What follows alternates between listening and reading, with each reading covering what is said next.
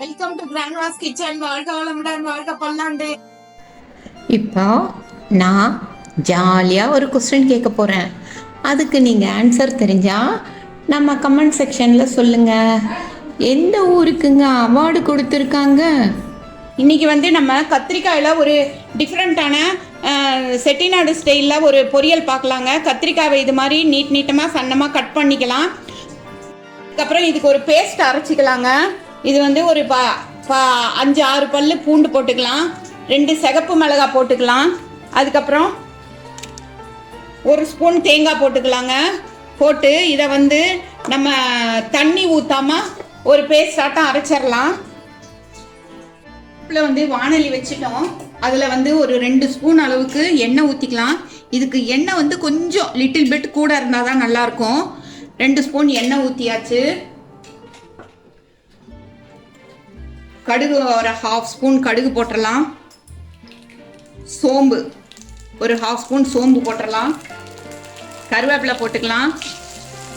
அதுக்கப்புறம் இந்த வந்து கட் பண்ணி வச்சுருக்கோம் இல்லையா நம்ம கத்திரிக்காய், அவங்கள உள்ளே போட்டுடலாம். அவங்கள உள்ளே போட்டு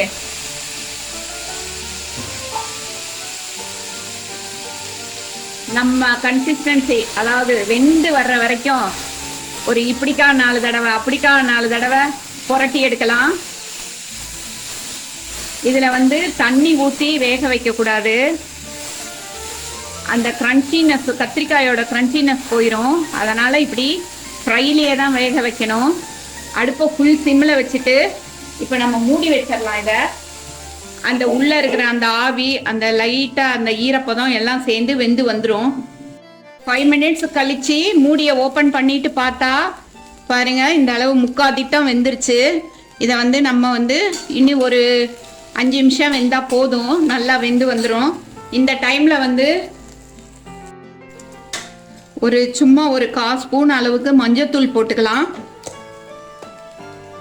போட்டுக்கிட்டு இந்த அரைச்சி வச்சுருக்கோம் இல்லையா தேங்காய், பூண்டு, சிகப்பு மிளகாய் எல்லாம் போட்டு அதையும் போட்டுடலாம்.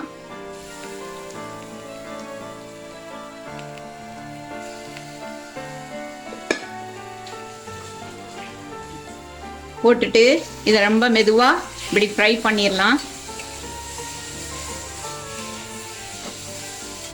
ஒரு 2 ஸ்பூன் இருக்கிற மாதிரி தண்ணியை தெளிச்சிடலாம். அப்போ தான் அந்த மசாலா எல்லாம் அந்த கத்திரிக்காய்க்குள்ளே ஊறும். இப்போ வந்து 3/4 வெந்ததால் ஒன்றும் ஆகாது கத்திரிக்காய். இப்போ திருப்பி இதை வந்து ஒரு மூடி போட்டு மூடி வச்சிடலாம். நம்ம ஒரு 2 நிமிஷத்துலேயே ஒரு சூப்பராக கத்திரிக்காய் பொரியல் வந்து நம்மளுக்கு மசாலா வாசனையோடு ரெடி ஆயிடுச்சு. பாருங்க, கத்திரிக்காயும் சூப்பராக இப்படி இதில் வந்து லைட்டாக இப்படி நம்ம வந்து பஞ்ச் பண்ணி பார்த்தா கொஞ்சம் ஈஸியாக பஞ்ச் ஆயிடுச்சுன்னா கத்திரிக்காய் நல்லா வெந்துருச்சுன்னு அர்த்தம். இப்போ வந்து இதை வந்து மூடியை திறந்து வச்சுட்டோம் இல்லையா, திறந்து ஒரு 2 நிமிஷம் வச்சோம்னா நல்லா ட்ரை ஆயிரும். மசாலாவோட சேர்த்த நம்ம செட்டிநாடு கத்திரிக்காய் பொரியல் சூப்பராக ரெடி ஆயிடுச்சு. இதை வந்து நம்ம ஒரு சர்விங் பவுலுக்கு மாற்றிடலாம். இப்போ வந்து நம்ம கத்திரிக்காய் பொரியலை வந்து ஒரு சர்விங் பவுலுக்கு மாற்றிடலாங்க. பாருங்க, எவ்வளோ சூப்பரான ஒரு கத்திரிக்காய் பொரியல் நம்மளுக்கு ரெடி ஆயிருச்சு. இந்த கத்திரிக்காயில் வந்து மெக்னீஷியம், மேங்கனீஸ், பொட்டாசியம், கால்சியம் அப்படின்னு எல்லா ஒரு தாது உப்புக்கள் சத்தும் இருக்குது இதில். இது வந்து நம்மளோட எலும்பு வந்து நல்லா ஸ்ட்ராங்காகிறதுக்கு யூஸ் ஆகுது.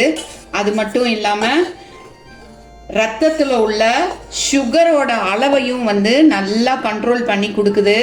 அதனால் நம்ம வந்து வீக்லி ஒன்ஸாவது கத்திரிக்காயை சாப்பிட்டு நம்ம ஹெல்த்தியாக இருக்கலாங்க. தேங்க்ஸ் ஃபார் வாட்சிங் அவர் கிராண்ட்மாஸ் கிச்சன். வாழ்க வளமுடன். எல்லாரும் ஷேர் பண்ணுங்கள், சப்ஸ்கிரைப் பண்ணுங்கள், லைக் பண்ணுங்கள். தேங்க்யூ.